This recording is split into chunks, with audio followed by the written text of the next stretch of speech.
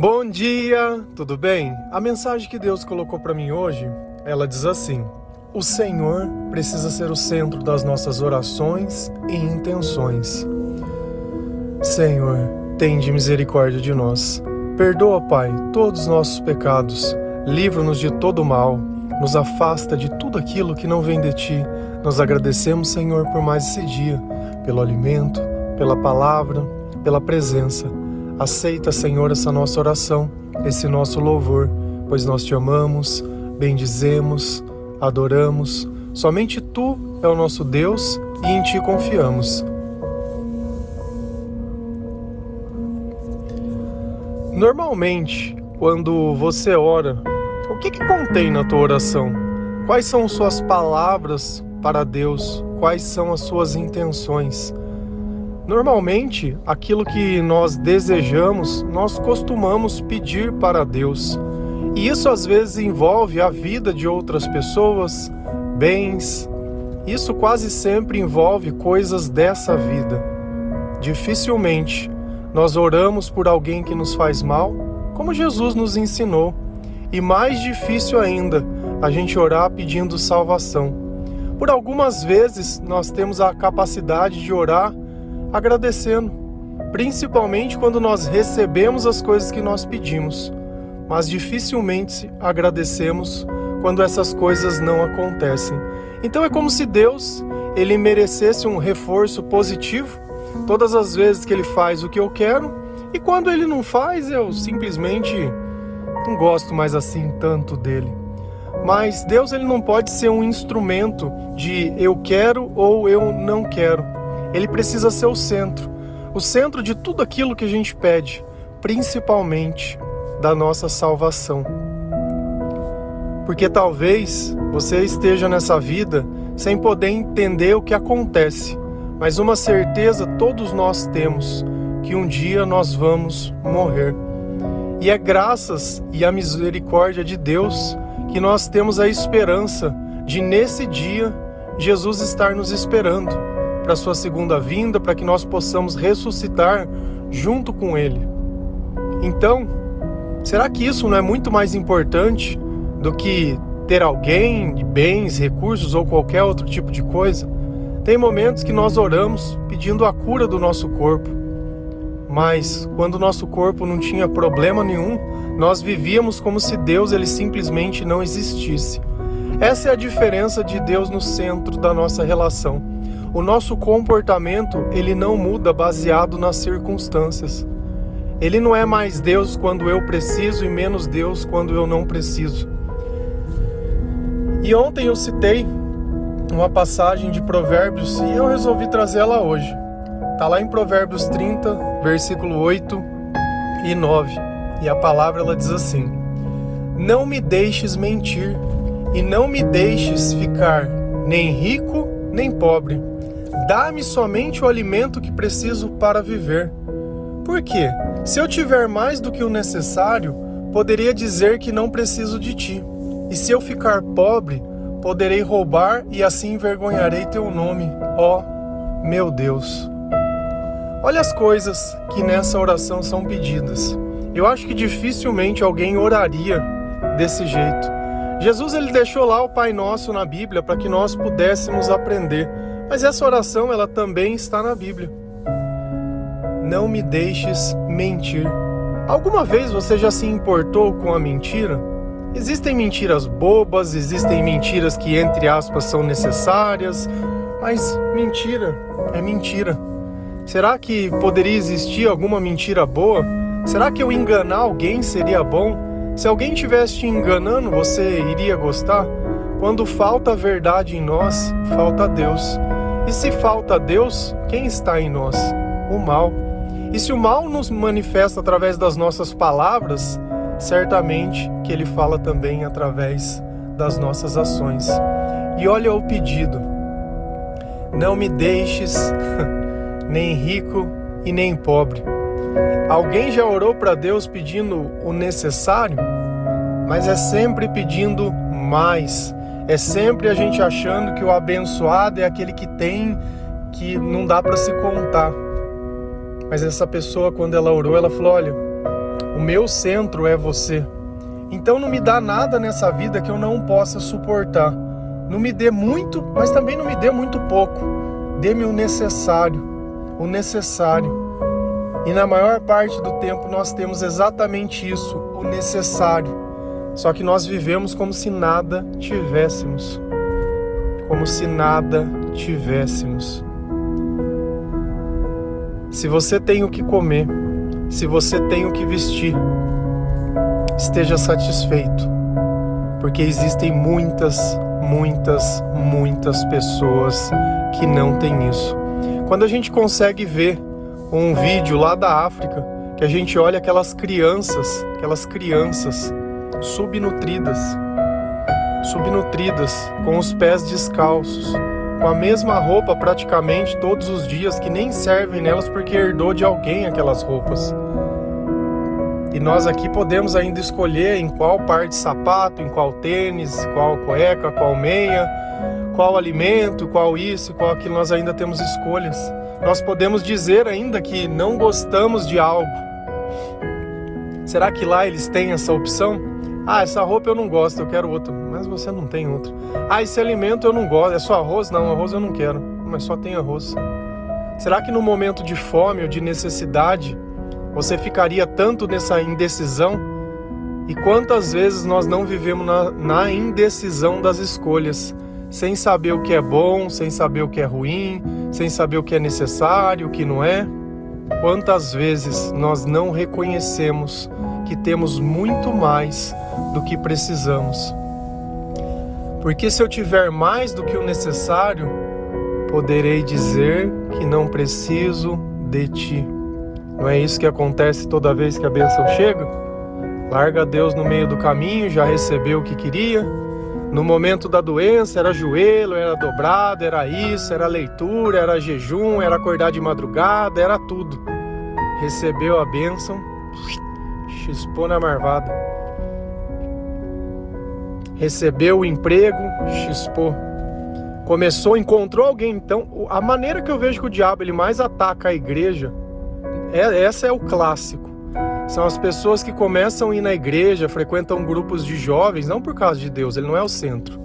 O centro é encontrar alguém, o varão, a varoa, e aí sim, esse é bom. E aí ele tá lá recebendo a palavra, recebendo as coisas, a vida sendo transformada, até que ele encontra o servinho lá dentro. E eu sei que aquela pessoa é um servinho do mal, porque se fosse de Deus, eles iriam permanecer na casa de Deus, mas simplesmente a caminhada ela acaba. E aí começa todos os problemas. Poderei dizer que não preciso de ti. É muito fácil você entender a razão das coisas. É muito fácil. Se você olhar um ladrão, ele se mantém perto até que ele roube tudo aquilo que ele quer. Depois ele vai embora. O interesseiro, ele fica até ele ter o alvo do interesse. Normalmente o que ele fala é o que ele está interessado. A boca fala do que o coração está cheio. E ontem nós falamos sobre os próprios interesses e como isso era ruim. Como isso não colaborava para a nossa espiritualidade. E hoje nós estamos aqui de novo, vendo a mesma coisa corroendo por dentro, colocando pessoas no lugar de Deus. E se eu ficar pobre, poderei roubar e assim envergonharei o teu nome. Olha que nos extremos, tanto na riqueza quanto na pobreza, entre aspas, parece que o pecado ele pode nos libertar e não o Senhor. Então são as duas situações onde as pessoas elas querem simplesmente fazer que a força delas prevaleça. Então se eu estou na dificuldade, ao invés de eu orar para Deus e entender por que eu entrei naquela dificuldade, não, eu vou tentar solucionar por mim mesmo, porque eu já cheguei aqui sem Deus, eu vou resolver sem Deus. Esse é o ponto. Todas as vezes que Deus não estiver presente, vai dar errado. E talvez você esteja olhando aí a sua coleção de erros. Quantas coisas na sua vida não fugiram simplesmente do controle? Coisas que tinham tudo para dar certo. Só faltou Deus. Não mentir, não deixar nem rico nem pobre, agradecer o necessário, lembrar de Deus em todas as ocasiões, não querer resolver os problemas sozinho na dificuldade. E aí a gente continua lendo a palavra, lá em Filipenses 4, versículo 6.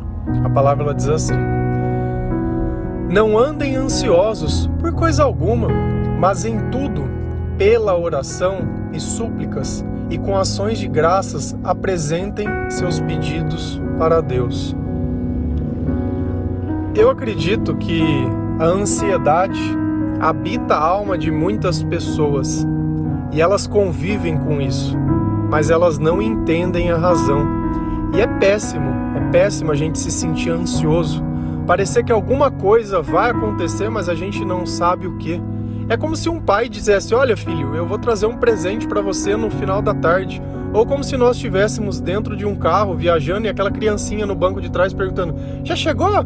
Já chegou? Já chegou? Isso é a ansiedade. É a gente esperar algo, mas não tem nada para acontecer.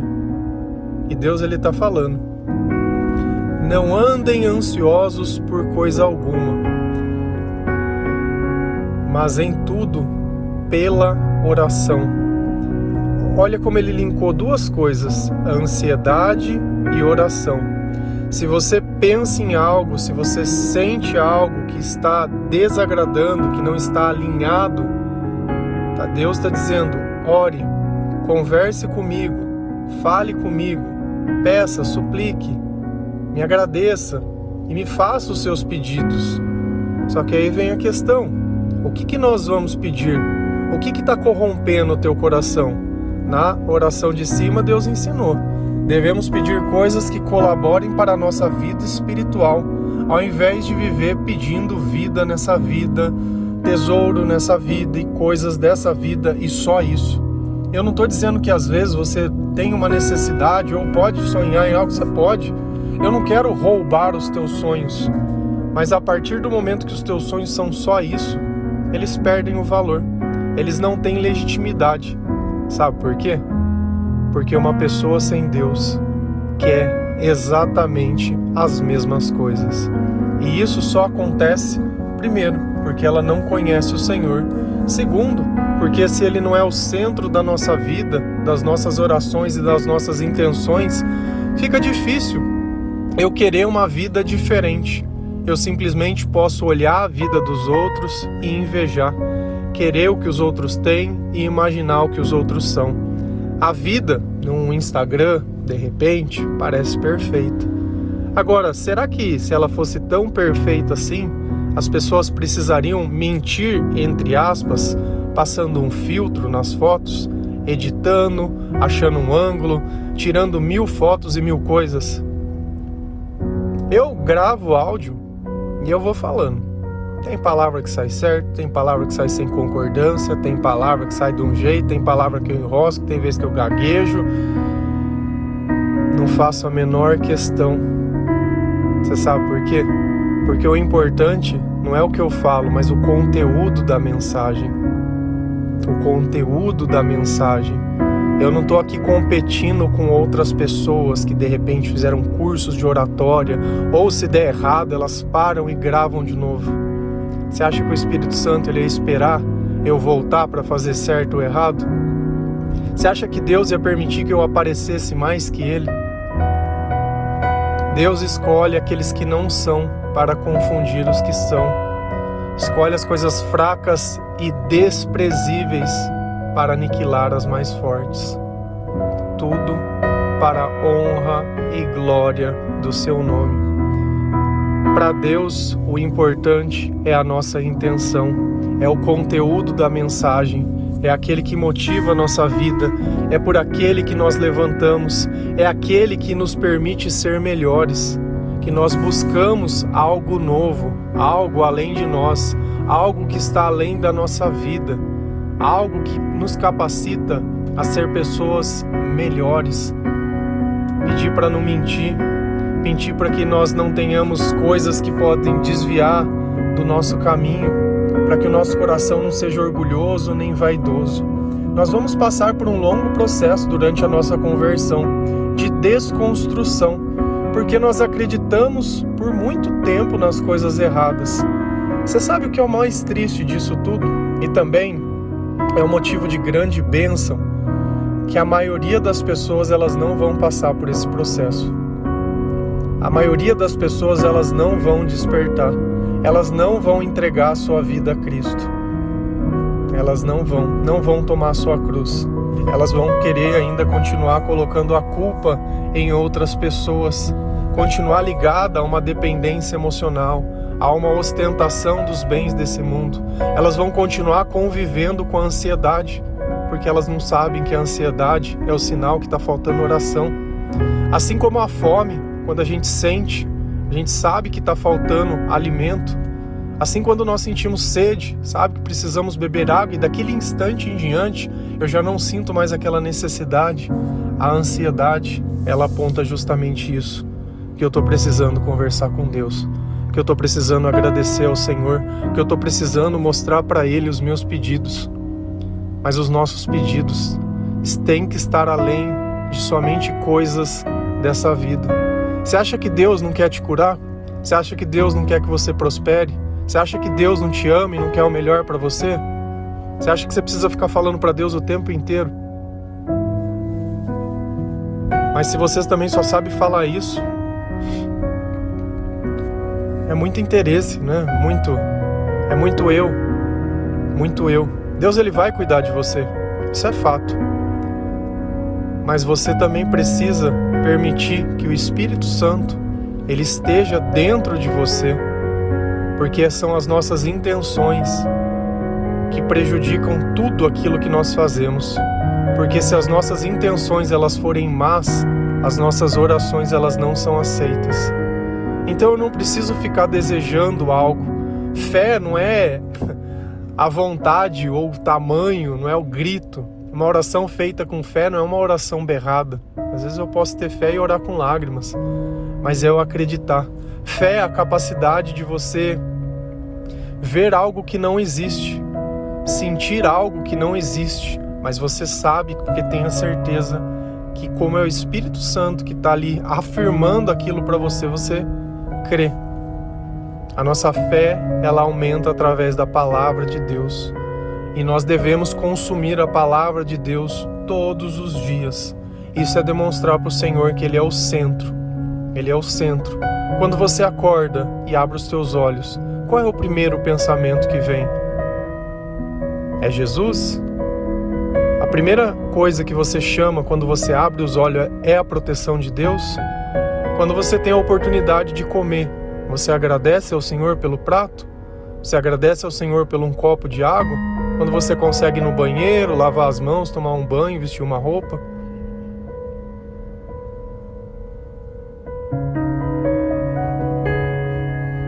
Mas isso é muito básico, né? É muito básico.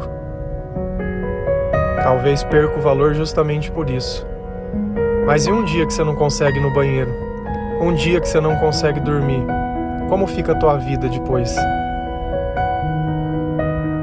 A gente só percebe o valor das coisas quando elas faltam na nossa vida. Lembra sempre, o Senhor, Ele não é uma roupa que a gente tira e coloca num canto e depois de um tempo a gente veste. Nós somos o templo do Espírito Santo e esse templo ele tem que estar aberto 24 horas. Esse templo ele tem que ser alimentado com a palavra 24 horas. Nós não simplesmente tiramos uma roupa de crente e vestimos elas simplesmente no final de semana. Põe o terninho, arruma um negocinho, né? Põe a camiseta do acampamento e vai para a igreja. Fica 1, 2 horas lá e volta. Depois a sua vida não tem diferença com a vida de outras pessoas. A nossa vida é a diferença, porque se é Cristo que está conosco, é Cristo que vive em nós, é Ele que dita o nosso comportamento, é Ele, através do Espírito Santo, que impele a nossa vida a ser melhor, a ter um comportamento de não mentir, de pensar nas outras pessoas, de amar, de perdoar e de fazer tudo diferente do que nós já fizemos um dia.